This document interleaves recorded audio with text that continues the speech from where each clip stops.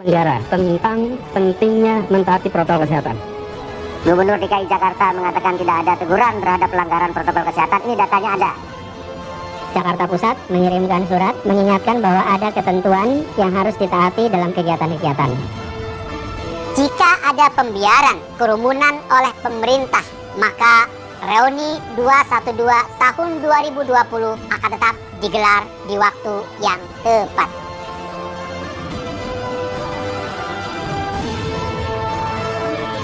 Untuk menindak secara tegas jika ada yang melanggar pembatasan sosial tersebut berdasarkan peraturan yang ada. Blunder Anies dan FPI, bandingkan kerumunan Habib Rizik dengan pilkada. Baik gubernur, bupati, wali kota untuk bisa memberikan contoh-contoh yang baik pada masyarakat. Jangan malah ikut berkerumun. Sorotan terhadap kerumunan massa di acara Habib Rizik Syihab terus mengemuka. Gubernur DKI Jakarta Anies Baswedan dan Front Pembela Islam pun kompak membandingkan penanganan kerumunan massa tersebut dengan Pilkada serentak 2020. Dalam pernyataannya itu, Anies mengatakan jika di Indonesia tidak ada wilayah seperti Jakarta yang melakukan pengiriman surat mengingatkan secara proaktif bila terjadi potensi pengumpulan, dan membandingkannya dengan pelaksanaan Pilkada serentak yang saat ini sedang berlangsung. Dan ini dilakukan oleh Jakarta. Anda boleh cek wilayah mana di Indonesia yang melakukan pengiriman surat mengingatkan secara proaktif bila terjadi potensi pengumpulan. Anda lihat pilkada di seluruh Indonesia sedang berlangsung. Adakah surat mengingatkan penyelenggara tentang pentingnya mentaati protokol kesehatan?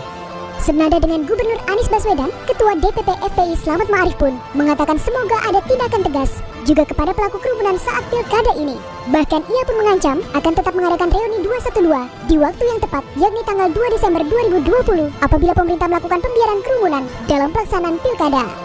Sementara dengan mengamati pelaksanaan pilkada serentak 2020, jika ada pembiaran kerumunan oleh pemerintah, maka reuni 212 tahun 2020 akan tetap digelar di waktu yang tepat.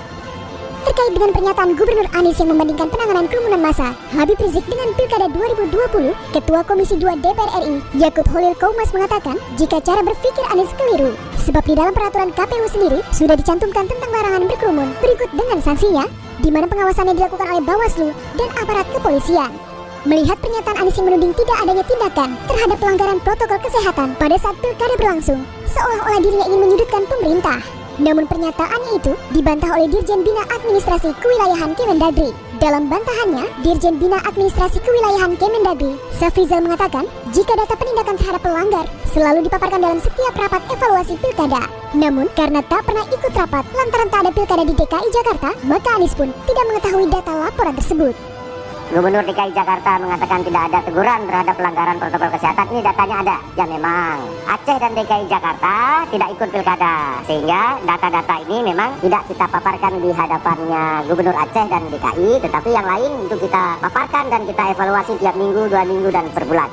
Dari keterangannya, setidaknya sudah ada 82 kepala daerah yang telah ditegur oleh Kemendagri, di mana para kepala daerah itu dianggap membiarkan ataupun ikut serta dalam pelanggaran protokol kesehatan di pilkada.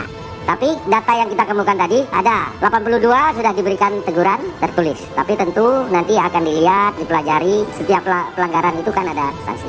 Diketahui sebelumnya, dalam acara pernikahan Putri Habib Rizik dan acara Maulid Nabi yang digelar di kawasan Petamburan, Jakarta Pusat pada Sabtu malam 14 November 2020 telah terjadi kerumunan massa dalam jumlah besar, di mana terlihat banyak jemaah yang abai akan protokol kesehatan. Atas kejadian tersebut, pihak pemerintah pun memperingatkan kepada seluruh pejabat publik dan masyarakat untuk tidak melanggar peraturan yang telah ditetapkan serta akan menindak secara hukum bagi siapa saja yang melanggar. Sebagaimana instruksi dari Presiden, jika peraturan yang sudah ditetapkan harus dijalankan dengan tertib, jangan hanya sekedar himbauan saja, namun harus ditegakkan dengan langkah konkret di lapangan. Untuk menindak secara tegas jika ada yang melanggar pembatasan sosial tersebut berdasarkan peraturan yang ada. Jangan hanya sekedar himbauan-himbauan saja, tapi harus diikuti dengan pengawasan dan penegakan aturan secara konkret di lapangan.